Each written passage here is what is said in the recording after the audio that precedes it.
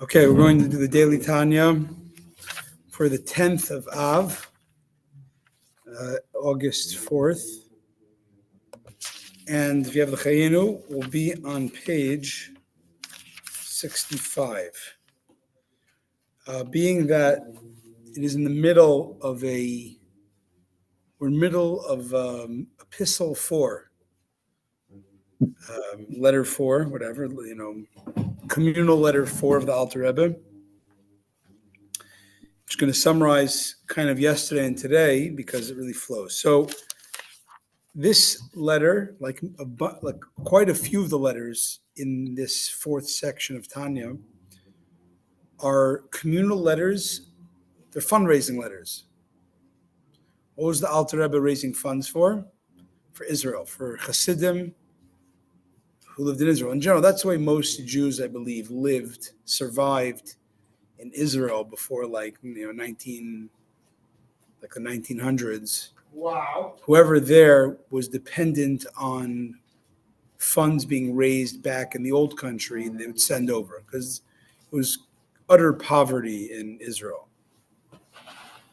Anyways, and he took upon himself to support the Hasidic communities that had made Aliyah, and he was asking money from Russian Hasidim. Just to remind us, the Russian Hasidim were as a whole pretty poor. So when he's asking money, this wasn't like, can you write a $108 check today? It's like you're asking people to literally give up, basics in order to give charity. Wow. So he was cognizant of that, but he still felt it was appropriate and it was the call of the hour. So a bunch of these letters to inspire people to really give, money that they really have to part with that they needed, took a lot of motivation, and he would write these really beautiful letters explaining what is going on spiritually when you give till it hurts, so to speak. Okay? Mm-hmm. So yesterday, he starts like every letter with usually a pasuk, a verse. And it says in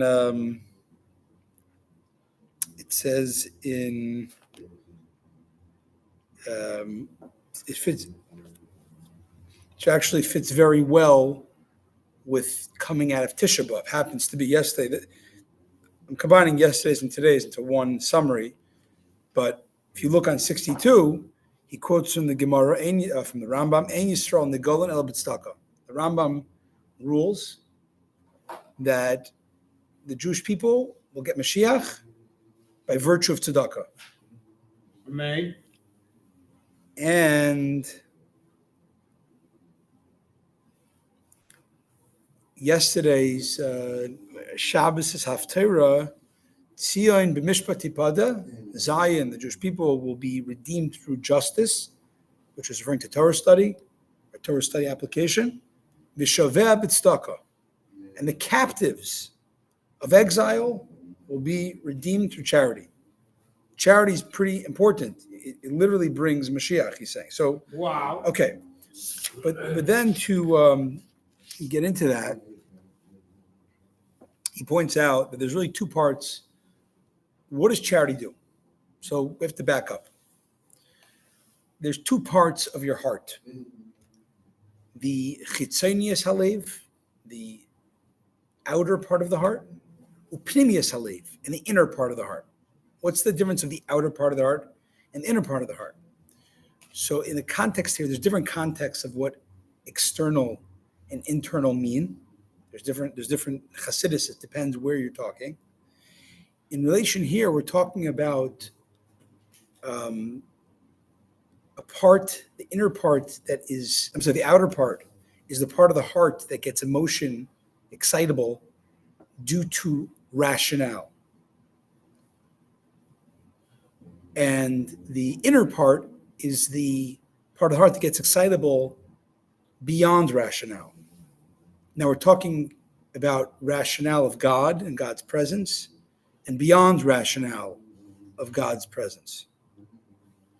So what is for example, when you ponder Hashem's existence and pervasiveness throughout the entire universe and how God's infinite, that excites you to want to connect to this higher truth. But that's a rationale, right? You're thinking, you're processing, you're contemplating. And you're like, I want some of that. I want to connect to Hashem. The inner part of the heart is where it's not a cheshbon, it's not a calculation. It's a part that you can't even explain. As an example, he gives an example yesterday, which was even in, let's say, in Mili de Alma, in mundane things, right? There's God, there's feelings about Hashem, and we're saying there's different types of feelings. Let's talk about in somebody's, the day-to-day life. You see a person might, build up, go to school, get a degree, develop, a worldview, and therefore, feel about certain things. Like, I believe in being a patriotic American, right? And then there's certain things that are so core, they're not even like, your response to them is irrational. For example, someone's money. It's like, your nationality, you feel important about, let's say, but whatever, if someone threatens it, you're not going to freak out, or your response is measured. Someone touches $1,000 of yours and you go nuts. Like, it's $1,000, chill. It's not that, why? Because some reason we relate to our money in a very irrational way. He actually quoted in the Steinsaltz Tanya a cool thing. It's a famous Gemara that the rabbis in the Talmud, they saw there was I don't know what point in history, but there used to be a tremendous desire for idol worship. It was like literally like a lust for idol worship. We can't relate, like, right? But where did that like universal appeal to idol worship? Why did that stop? Like, right? There's 3 cardinal sins, right? Murder, idolatry, and adultery, right? Okay, murder, I don't think most people have a desire for, but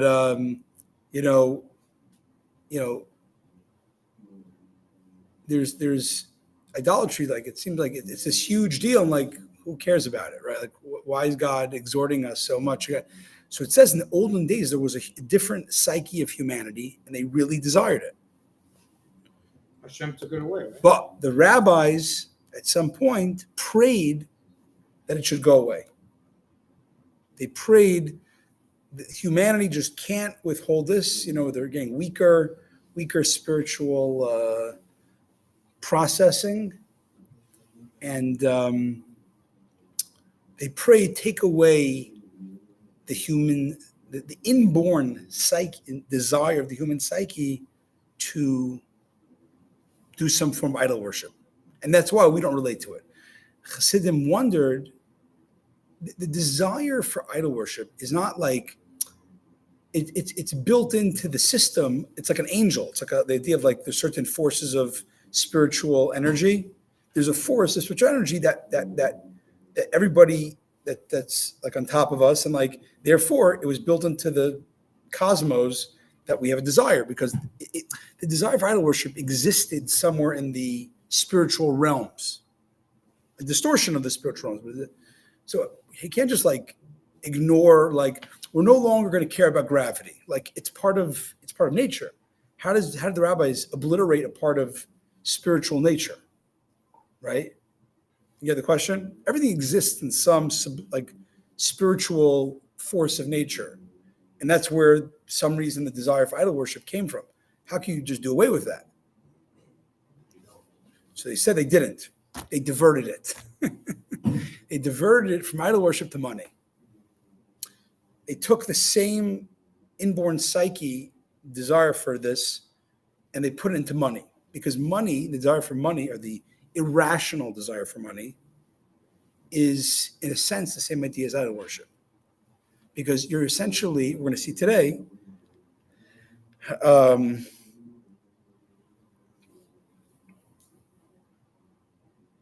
so, yeah. So just like I give an example in mundane things, a person, let's say their money is like, it touches a raw nerve, right? Versus, touches something else is like touching, just a muscle or whatever, touching your hand.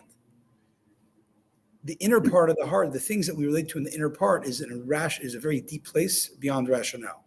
The things that are more logical, that are more reasonable, that are logically induced, are more the outer. So too, in our relationship with Hashem, we have parts that are rationally induced. Hashem is good, Hashem is real, Hashem is infinite, and that's okay. I'm going to go serve Hashem. I'm going to go serve a Slurpee. Like I'm going to, and but then there's a part of Hashem that is like, it's not because Hashem's anything. It's like it's so deeply core of who we are. We're a piece of Hashem. How can we not, that's who we are. Now, if we all have these two parts, not just the logically induced love for Hashem, but the illogically core love for Hashem, how come people, some of us included, don't always operate on that level? The answer is because you can't do away with this part of yourself, but it can be in exile. It can be exiled within. Covered over by what? By other loves. Like I said, example, money or pleasure or whatever. Isms are one example, right? Those are probably, doctrines. I mean, doctrines are more like philosophies, but we could say even on a more, someone's not so philosophically acquainted, it could be they're just like, I really into ham radios. My whole identity is a ham radio operator, right? And they can lose. I mean, they're just that's an innocuous example for those that know. But in any hobby or self-identity or ism, you can say that's the most important thing. But that's not. But what's the most important thing? That's not. Those are just layers. Yeah. What's ism? It's like something you relate to, like a certain idea or philosophy, right? And that is exile. In other words, you have the inner part of the heart, but it's exile. It's an exile in you, and it's a big rahman. It's a big pity that we all have this incredibly powerful part of Hashem in us. You have a messianic part of you where you're literally like one with Hashem. You're like Moses down here. And yet it's your inner Moses is like covered by desire for security and money and baseball or whatever. You know what I'm saying? And whatever, fill in the blanks. So what do we do? So he gives our job is, we know there's a mitzvah called circumcision. Every mitzvah that exists in a physical way exists in there's a spiritual adaptation, a depiction of that. So it says, what happens when there's, what are we doing by circumcision? You are taking away the arla. Arla, which literally means the foreskin, means a blockage, right? It's a blockage. And when there's actually two parts of the circumcision process. One is the outer coarser layer of the blockage, and then there's the membrane, a more subtle part. And you have to do both. One's called Mila, one's called Priya. On a spiritual depiction of this mitzvah, you have to it says in the Devarim, in the next week, it's going to say, Umaltam es erlas avavchem. Moshe is going to say, you shall remove the foreskin of your heart, the blockage of your heart. A lot of Yiddishkeit and mitzvahs and davening is meant to help us take away the blockage of our heart. It's another way of looking at Yiddishkeit. It's like you have a Moshe, powerful Mashiach spark in you that could lead the world to redemption. Unfortunately, it's it's layered under layers of blockages. So you got to do big mitzvah. You have to get rid of those blockages. There's two types of blockages. One is taking away the blockage of coarse desires, right? Coarse, like someone into food and to making another buck. Like, these are more like coarse things. And then there's subtle desires. For example, you can have somebody who's a big, holy person, right? And yet there's a certain level of like self-orientation. They learn the Torah the whole day. They're doing mitzvahs all day. But there's a certain level of, I feel good about myself. They tell a story in the Steinsaltz Tanya, pretty powerful story, that there was a form of Hasidism called the Kotsk dynasty, or Menachem Mendel Morgenstern of Kotsk. Now they were very, very high level of truth expectations. Like any level of self-delusion, you were like out. It was very, very high. So there was a chassid of that who his whole life he didn't give rebuke to anybody, even his family. Why? Because even if it's true and it's a mitzvah, it's a mitzvah to give rebuke. I mean, in a proper way, in a very loving way. But he didn't ever give any rebuke to anybody, even his kid. Why? Because maybe I'll get a little bit of self-satisfaction, right?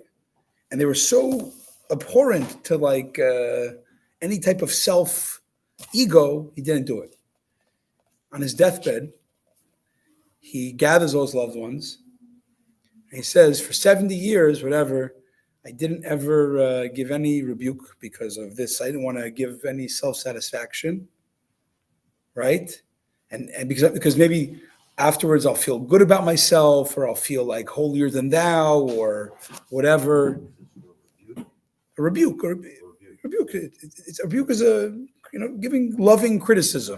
But he didn't do that because there might be a little bit of ego involved. So he was so trained to push away ego. Try to fix someone. So listen to this. This is very cool. He says, now I'm about to die, and I'm not afraid. I'm not going to have any ego. I'm not going to be here. So I can tell you. Nonetheless, I'm not going to let the Yetzer Hara even give me that little ego. Wow. I'm not going to give you a rebuke. Wow. Even now, even though like I could say I'm not going to have an ego because I won't be here, but and he died. Wow. There's an epilogue to the story. The Chassidim would say about him, I don't know which Chassidim, because it didn't say that actually the Yetzer Hara got him at the end. Because why? Because he could have helped others. Even he might have been a little bit of ego, but it could have helped people. Give, last will and testament to your ethical will to your king. You didn't. It's like a what do they call it? Like a joke, a double level of his desire for lack of ego was also an ego, right. At the expense of others, or even he didn't want to, because he could have helped somebody. I would have an ego, but I don't think this guy's a very holy guy. He has no ego. No, I think if he had given the rebukes, I think he would have been much higher in the sight of Hashem. Exactly. That's exactly the point. But when you care about your inner work, your inner level, even if it's a high level, but that's an ego. Understand? He was so worried about himself that he forgot about others. Exactly. You're so proud. So this is an example of a subtle layer of blockage of the heart. It's in the realm of holiness, but understand? It's not even in the realm of holiness, in my opinion. Okay, Alan, there's many perspectives. I hear your point. We're not arguing. Anyways, so that's what we're trying. And when is the time when Mashiach comes? Right. Hashem is going to remove. Our job is to stay away from the coarse blockages. Mashiach, but the subtle things, like, that's a high level. This guy, poor guy, he's trying to leave a high level of holiness, and even that he has to be careful. There's so many trip ups, Mashiach comes, Hashem's going to take away even says Hashem is going to circumcise the inner layer of the heart. He's going to remove even the inner layer of the heart. And it's going to be like, the reason we don't relate to Hashem is because of many blockages. There's coarser blockages, and then there's subtle blockages. The coarser ones we can do something about. The subtle ones we can do to a point. When there's collective redemption, then Mashiach is going to say, okay, taking away all your preoccupation with self, even at the subtlest level, and then you're going to be serving Hashem all in unison. Okay? However, we do get access to this in Tefillah. Even though this is a Mashiach thing, a redemption thing, when Hashem removes the block chart, in davening, it says that is when we have access, a little window, to a removal of the subtle blockages of the heart. And tomorrow we'll talk about what you have to do to access this window of davening power. Okay.